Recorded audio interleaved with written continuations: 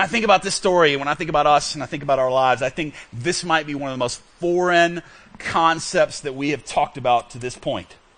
A lot of times as we look at David and we look at choices he makes, and we look at Jonathan and we look at choices he makes, we look at Samuel, these men of God that are in this story that are choosing faith, we've asked the questions, what does your life what does it look like when life happens to you?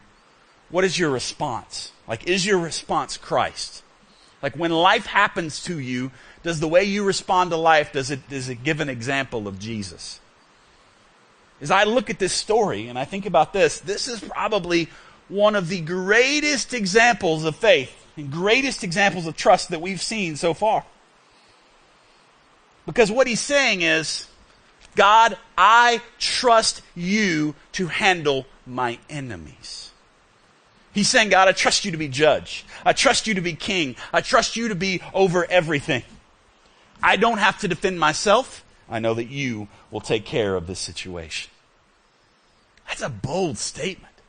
When I think about us and when I think about our life, like if you live for Christ, if you said, God, I trust you with my life, I believe that you are the way to salvation, I want to live for you, I live for you because of who you are. I live for Jesus, I give my life to Jesus because of who Jesus is, because of what Jesus has done on the cross, because of his death, his resurrection, and the salvation that comes from him being the only hope. Because of this, I live for Christ. If you've done that, then do you believe that Jesus is the judge of all? Do you believe that God is judge over everything? If you believe that, then what do your battles look like? If we say everything tells a story, if I stand up here and say, hey, your money tells a story, you better believe the way you fight tells a story. The way you battle tells a story. Something happens to you, what happens at home? Somebody harms you, somebody wrongs you, somebody wrecks you, somebody brings harm into your life. Does it become a war?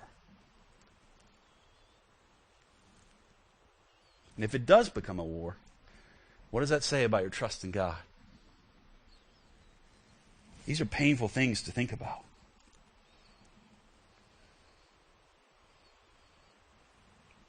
Do we care more about being a winner than we do being found in Jesus?